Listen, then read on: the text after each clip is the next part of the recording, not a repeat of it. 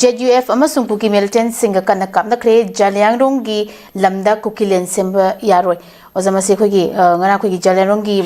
ꯈꯨꯟꯗꯥꯕ ꯃꯐꯝꯁꯤꯗ ꯄꯣꯄꯤ ꯊꯥꯗꯅꯕ ꯊꯝꯈꯤꯕ ꯋꯥꯐꯝ ꯉꯥꯛꯇꯕ ꯑꯃꯁꯨꯡ ꯀꯨꯀꯤ ꯑꯟꯗꯔꯒ꯭ꯔꯥꯎꯟ ꯑꯣꯔꯒꯅꯥꯏꯖꯦꯁꯟꯒꯤ ꯀꯦꯝꯞꯁꯤꯡ ꯍꯣꯡꯗꯣꯛꯇꯅ ꯊꯝꯈꯤꯕ ꯋꯥꯐꯝꯁꯤꯡ ꯉꯥꯛꯇꯕꯒꯤ ꯃꯔꯤ ꯂꯩꯅꯔꯝꯕ ꯌꯥꯏ ꯍꯥꯏꯅꯁꯨ ꯋꯥꯐꯝ ꯄꯜꯂꯤ ꯑꯣꯖꯥ ꯁ꯭ꯋꯥꯏ ꯃꯇꯥꯡꯁꯦ ꯑꯣꯖꯥꯒꯤ ꯃꯣꯠꯇ ꯀꯃꯥꯏꯅ ꯊꯝꯕꯤꯅꯤꯡꯉꯤ ꯑꯣꯖꯥ तंपाक्तदी रूल से फन चली लिरिन को तंपाक्तदी रूल से फन अप्लाई तवी हदी तसेंग तसेंगना ngसाइगी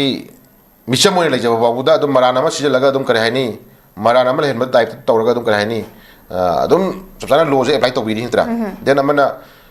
ngसाइगी चंगजरक मी बाबुदा ngसाइ खोइना ngसाइगी अचंग चंगजबम पिरम मी हाइबगी नमादसु अदुम बदनाम पिर फाबसु यावबी हित्रा याम नुगाइबा अखोइसि प्रजा से कालेफू काद्रेफू को अखोइजे कंग्रुम तारे नत्रा पर लेबाकी फनबसु होनरुबा मोना तौरस तौबीदबा लेबाकी फनब होनरुबा अखोइजे असि कंग्रुम तारा तो एरत्रा अदो चिंगी लमददी खोइना जनिंगिसि शू ग्रुप एने लेरिबा कंबु चिंगद लेरिबा कंबु कुकी टेररिस्ट सिंजे को मोइसि मोइना पिरिबा एरिया डोमिनेशन नत्रगना एरिया जगह खरदुदगी खुलाइसि पाइरगा पंग चटपा यानब्रा को पंग चटपा यादि मोइना चटपा मोइना लाकदो लंबी से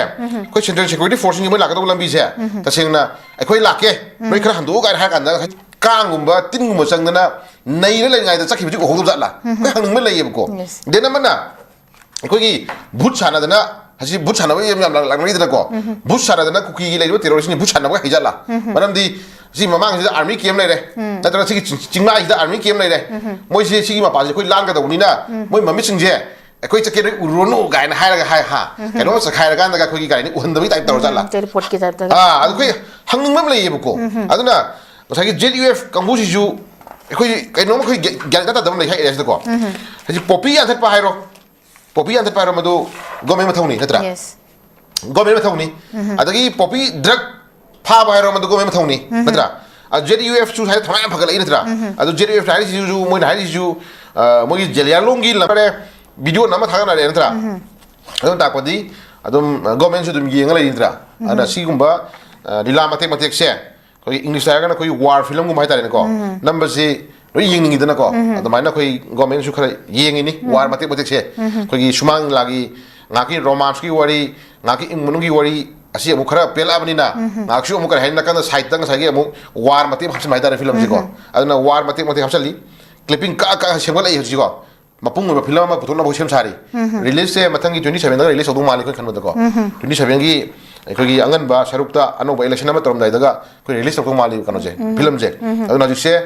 sumang lagi dogi film jigi manung go part ta ahan ba romance ki mate am tawre अनि सुबुदा कोई अमुक रोमांस की मती तौर मतुंग अमुक कदौरे मी पुसलखरे अनि सुबुदा कदौरे कुकी नमुक तंपाक्ता अतमन्ना अमुक खोगी वार मती अमुक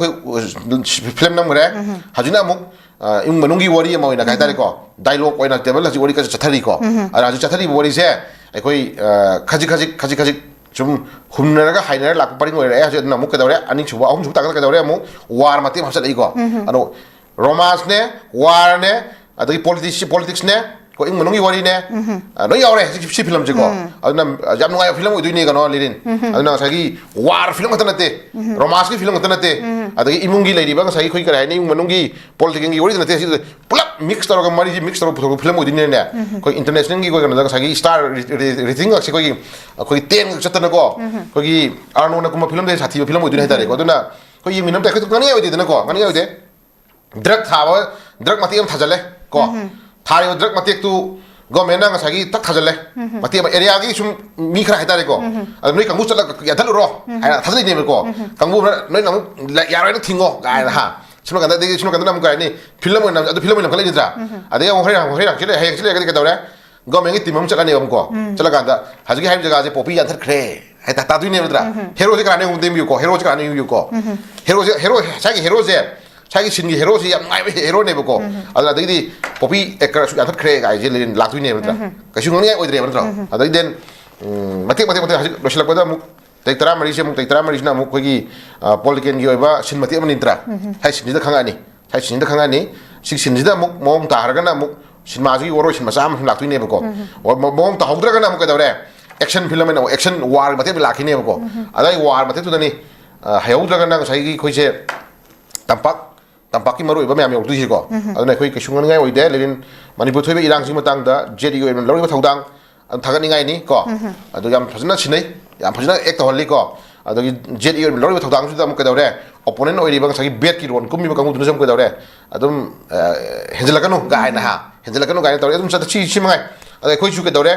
मोइना कापिबा मरु सिंगदो कापनाय मरु सिंगदो फिल्म ओजरजु असेंग पिरा कापना हलिबनिना मरु दुदी तगाय फदना आई लामजदबनी आई पाबीगनो हाइर याब नते दो अदुना मरुदुना हाइड्रो को मरुदु अदु हाइड्रो को मरुदुना पांदना बै कोई सेकंड बता नत्रा सेकंड बता मदुना अदुना जिक एमएलए जिंजे करी हाइनी अदुम खरा सीएम साब खरा यावना दं वाले खन बदको हेंजना मरु बरांगे पासिनारगदी को खरा हेना सोइदब जगह येंगा कोई फ्लैट ले जगह सिंदको ए चा सुजु लागना रोय